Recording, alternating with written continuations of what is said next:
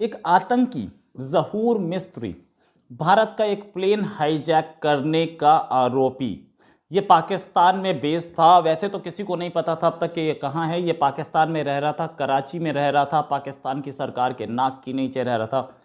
1 तारीख को, 1 मार्च को उसे किसी ने वहाँ पे कराची में गोली मार दी। तो ये उस वक्त से इस तरह के इल्ज़ामात, इस तरह के जो सरगर्मियाँ हैं उसमें मुलव्वस है। क्या हम ये कह सकते हैं कि दहशतगर्दों को पाला पोसा नौजवान किया गया? और क्या हम कह सकते हैं कि पाकिस्तान में एक ऐसा नैरेटिव बिल्ड किया गया है कि जो लोगों को इंतहा पसंदी की तरफ ले जाता है? और वहाँ जो रिसर्च एंड एनालिसिस विंग है वो उस वक्त से पाकिस्तान में जासूस जो है वो भेज रहा है। कहते ना, भगवान की लाठी में आवाज़ नहीं होती।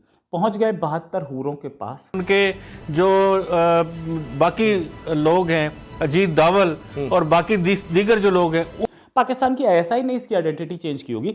ऐसे बहुत सारे आतंकियों को पाकिस्तान पालता है। उस दिन से पाकिस्तान को तोड़ने और पाकिस्तान को गैर मुस्तहकम करने के लिए साजिशें रोज़ बरोज़ बुन रहा है। हाँ, इसके साथ भी तो ये हो चुका, ये बहुत बड़ी खबर है। क्या हम ये कह सकते हैं कि पाकिस्तान दहशतगर्दों के हवाले हुआ? हेलो फ्रेंड्स, जय हिंद। हिंदुस्तान स्पेशल में आपका स्वागत है दोस्तों। 1999 में अफगानिस्तान के कंधार में भारतीय विमान IC-814 को हाईजैक करने वाले 5 आतंकवादियों में से एक ज़हूर मिस्त्री को जहन्नुम पहुंचा दिया गया है। बहुत देर से ज़हूर मिस्त्री अपनी पहचान बदलकर कराची में रह रहा था। खबरों के मुताबिक कराची में फर्जी पहचान के तौर पर रह रहे मिस्त्री की 1 मार्च को कराची की अख्तर कॉलोनी में गोली मारकर हत्या कर दी गई।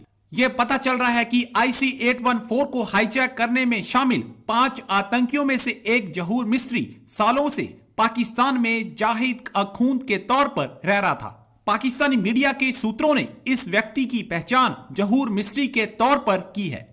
पाकिस्तानी आर्मी और सरकार ने इस खबर को दबाने की बहुत कोशिश की, लेकिन यह खबर अब सबके सामने आ ही गई है। इससे पाकिस्तान की पोल एक बार फिर दुनिया के सामने खुल गई है। एक आतंकी ज़हूर मिस्त्री भारत का एक प्लेन हाईजैक करने का आरोपी। ये पाकिस्तान में बेस्ड था। वैसे तो किसी को नहीं पता था अब तक कि ये कहाँ है। ये पाकिस्तान में रह रहा था, कराची में रह रहा था, पाकिस्तान की सरकार के नाक के नीचे रह रहा था। 1 तारीख को, 1 मार्च को उसे किसी ने वहाँ पे कराची में गोली मार दी, जिसके बाद वो मर गया। और पाकिस्तान की सरकार ने इस खबर को दबाने की कोशिश की। पाकिस्तान की सरकार ने अपने मीडिया को बोल दिया है कि इस खबर को चलाना नहीं है, इससे बच के रहें। ये ज़हूर मिस्त्री IC-814 प्लेन, जो कि इंडिया का प्लेन, हाईजैक हुआ था और कांधार ले जाया गया था, जिसके बाद 3 बड़े आतंकी छुड़वाए गए थे। प्रधानमंत्री अटल बिहारी वाजपेयी के दौर की कहानी है। और ये 3 आतंकी छुड़वाने के बाद भारत में आतंकी हरकतें बढ़ती दिखी। खासतौर से अजहर मसूद, जिसको इसमें छुड़वाया गया था, उसने जैश ए मोहम्मद बनाई और वहाँ से आतंक बढ़ता चला गया। ये IC-814 हाईजैकिंग जो हुई थी, 5 आतंकियों ने की थी। 5 में से कई आतंकी गायब थे। पाकिस्तान मना करता रहता था। शायद पाकिस्तान इस हत्या का आरोप पाकिस्तान इंडिया पे लगा चुका होता अब तक, लेकिन क्योंकि ज़हूर मिस्त्री जो है वो एक दूसरे नाम से, एक जाहिद अकुंद नाम से आइडेंटिटी चेंज करके, पाकिस्तान की ISI ने इसकी आइडेंटिटी चेंज की होगी। ऐसे बहुत सारे आतंकियों को पाकिस्तान पालता है। उसने आइडेंटिटी चेंज करके रह रहा था। वहाँ पर अख्तर कॉलोनी में क्रिसेंट फर्नीचर्स नाम की एक दुकान का मालिक था और वो चलाता था। इस खबर को जियो टीवी ने डाल दिया और जियो टीवी ने इसको दिखा दिया, और दिखाने के बाद उन्हें भी नहीं पता था कि ये आदमी कौन है। बाद में जब उसकी फ़ोटो दिखी तो उसमें इंटेलिजेंस एजेंसीज़ ने अपनी एक्टिविटी शुरू की और इंटेलिजेंस एजेंसीज़ ने दिमाग लगाना शुरू किया कि ये वही आदमी है। तब पता चला कि ये वही वाकई में था। और इसकी मौत पर अजहर मसूद का ब्रदर इन लॉ भी पहुंचा था जनाजे में। साथ में जो CCTV हमें दिख रहा है, कहते ना, भगवान की लाठी में आवाज़ नहीं होती। पहुंच गए 72 हूरों के पास। इनको CCTV में, इसको पहले एक मोटरसाइकिल पे लोग आए, उन्होंने एरिया की रेकी की। रेकी करने के बाद बाहर निकले, अपने ही शोरूम में गोली मार दी गई। इन्होंने आतंकियों को छुड़वाया भी था इस आदमी ने, और एक रुपिन कटियाल नाम के इंडिया के नागरिक की हत्या भी की थी। इन्हीं लोगों ने, इन्हीं हाईजैकर्स ने की थी। अब बात ये कि ज़हूर जो है वो ये आदमी जो था ये वांटेड था और इसको सब बोलते थे कि हम नहीं जानते। पाकिस्तान तो बहुत क्लियरली बोलता था हम नहीं जानते। इससे पाकिस्तान का फेस भी एक्सपोज हुआ है कि पाकिस्तान कैसे आतंक को का समर्थन कर रहा है। आतंकी उसके देश में जैसे बोलते हैं आइडेंटिटी चेंज करके रह रहे हैं, खुलेआम रह रहे हैं और उनको पकड़ने की कोई जैसे बोलते हैं कोशिश नहीं की जा रही। पाकिस्तान का एंटी टेरर डिपार्टमेंट न जाने किस चीज़ की तनख्वाह लेता है, न जाने क्या काम करता है। इस हाईजैकिंग में मसूद अजहर के साथ साथ ओमर सईद शेख जो कि डैनियल पर्ल के हत्यारा है, हत्या में साजिश में शामिल था और उसको फांसी की सज़ा दी हुई थी।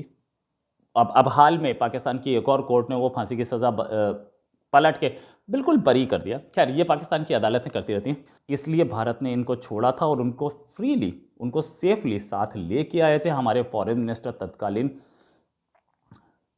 ये जो मुश्ताक अहमद जरगर है ये भी लास्ट नोन कश्मीर के मुजफ्फराबाद, मतलब पाकिस्तानी साइड को कश्मीर के मुजफ्फराबाद में रह रहा था, खुलेआम घूर रहा था, आतंकी हमले में करवा रहा था और इन सब पे अमेरिका ने भी कैश रिवॉर्ड रखा हुआ है।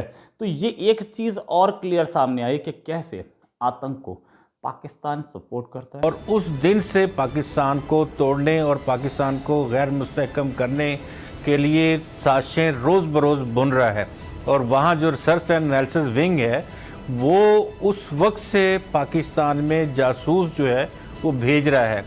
आप आज से 30-40 साल पहले की बातें भी देख लें, उस वक्त अगर टेंशन इस हद तक नहीं थी तब भी आपको रोज़ाना दूसरे तीसरे हफ्ते कोई ना कोई ख़बर अखबार में पढ़ने को मिलती थी। तो ये उस वक्त से इस तरह के इल्ज़ामात, इस तरह के जो सरगर्मियाँ हैं उसमें मुलव्वस है। और क्या हमें इजाज़त है कि पाकिस्तान में 40-45 साल से जो दहशत गर्दी हो रही है वो इंतहा पसंदी की दहशत गर्दी है? क्या हम ये कह सकते हैं कि दहशत गर्दों को पाला पोसा नौजवान किया गया? और क्या हम कह सकते हैं कि पाकिस्तान में एक ऐसा नैरेटिव बिल्ड किया गया है कि जो लोगों को इंतहा पसंदी की तरफ ले जाता है? क्या हम ये कह सकते हैं कि पाकिस्तान दहशत गर्दों के हवाले हुआ? क्या हम कह सकते हैं कि इस 2 ऑपरेशन जो हुए हैं, एक जनरल राहील का और एक जनरल कमर बाजवा का, इससे पहले जो कुछ हुआ, एक बड़ा वाकया वो भी था कि जो ऑपरेशन हुआ था जनरल कियानी के दौर में, क्या ये हम कह सकते हैं कि उससे पहले जो कुछ होता रहा है, क्या उस दहशत गर्दी को, उन दहशत गर्द तंजीमों को किसी ना किसी की सरपरस्ती हासिल थी?